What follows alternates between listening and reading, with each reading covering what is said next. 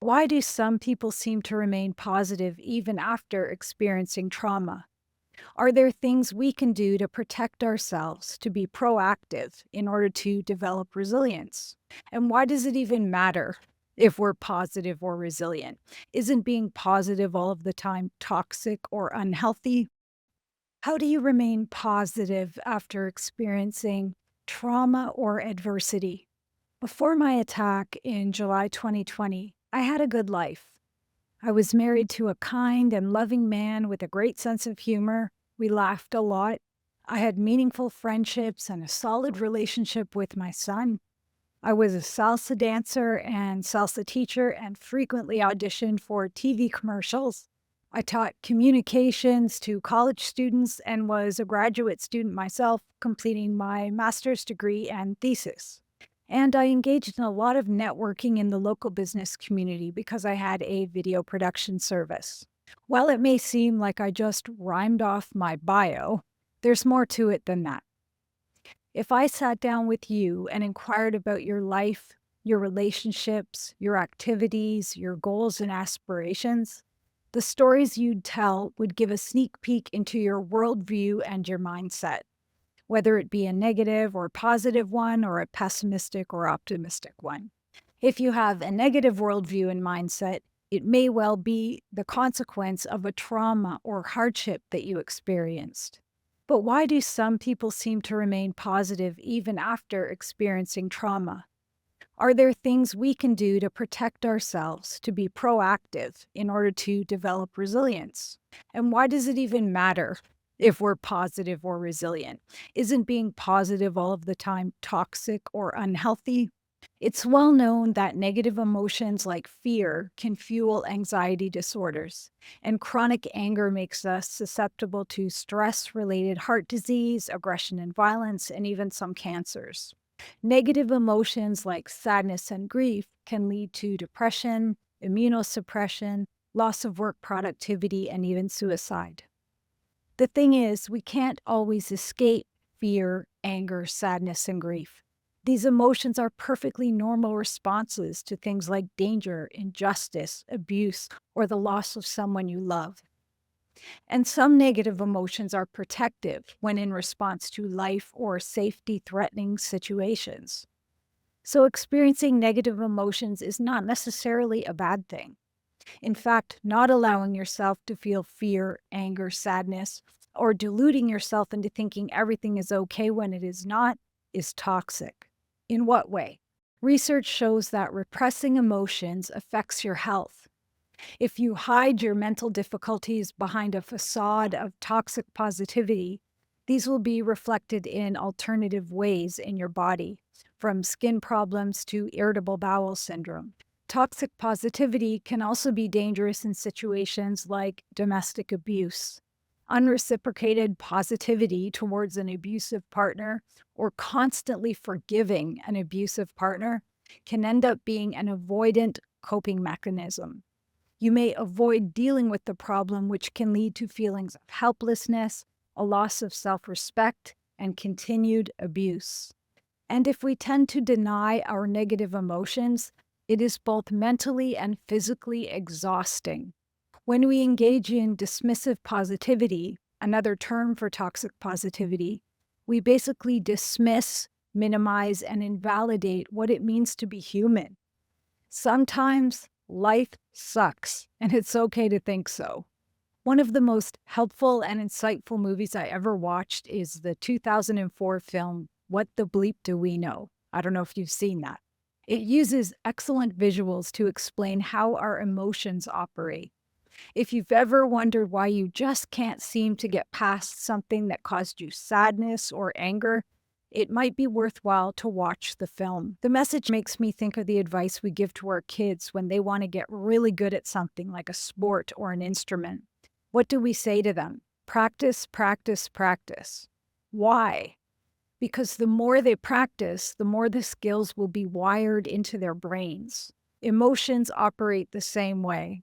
The more we focus on something, the more we ruminate on an event that happened, the more we study how angry or hurt it made us feel, the better we'll get at remembering that negative event and feeling those negative emotions. The negative information and everything associated with it will get wired into our brains because we practiced.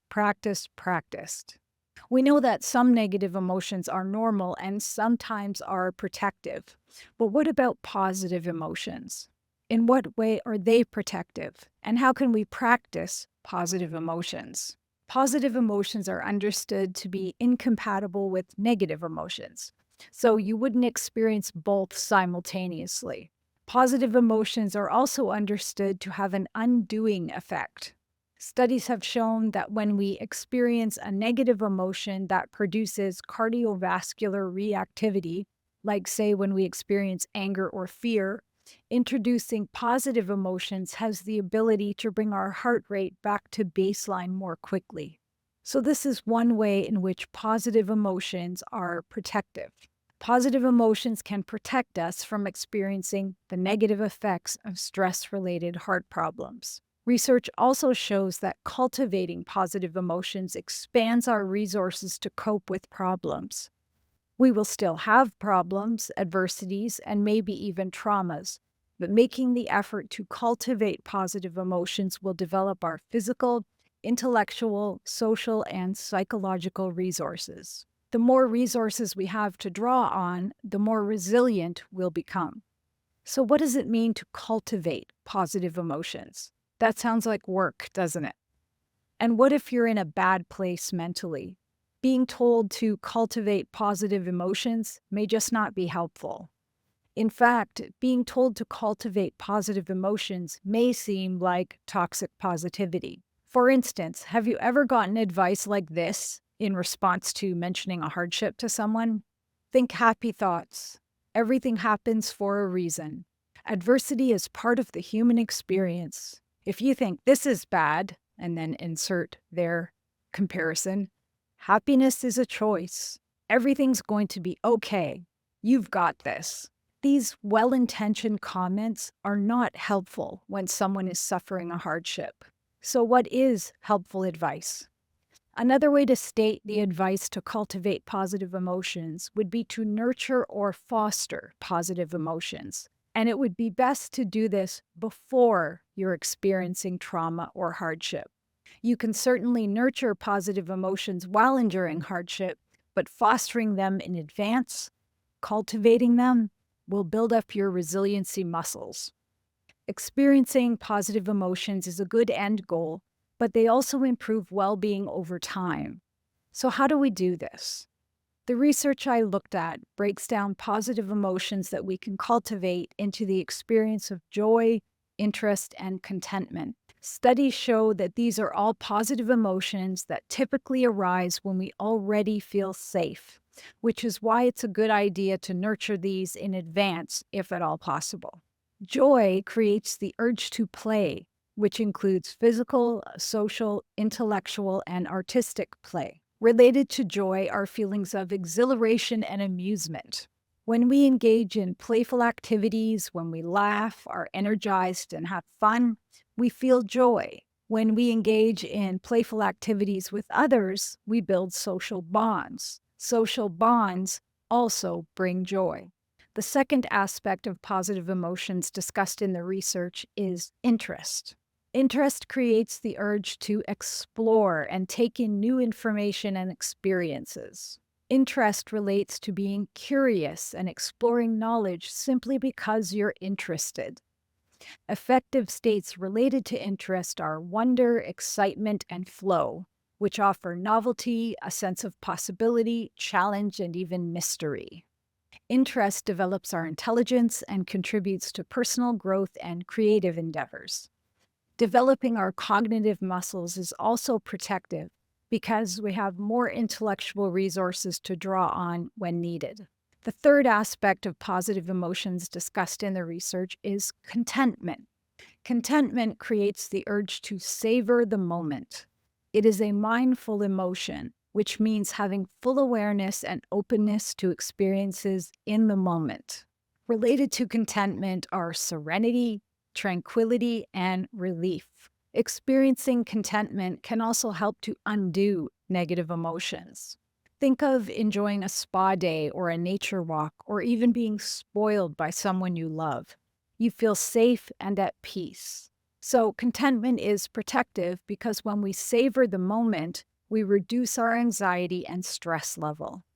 Let me take you back to my pseudo bio that I shared at the beginning. I didn't know it at the time, but a lot of my habits and behaviors before my attack developed my resilience because I was unknowingly cultivating positive emotions. These, in turn, protected my mental health after my attack because I had resources to draw on to help me cope. Let me explain. Without realizing it, I had cultivated joy through teaching and dancing salsa, through fun role playing at commercial auditions, through creating video interviews, and through watching a lot of comedy. And this joy was amplified because I did all of these things with other people. I had cultivated interest by working on a master's degree and thesis. And I have always been curious and interested in learning new things like video production techniques, digital technology programs, educational software, and marketing and business concepts. I was always looking for opportunities to learn and grow.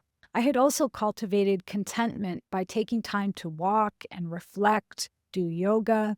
I was also made to feel safe from the love and affection of my husband.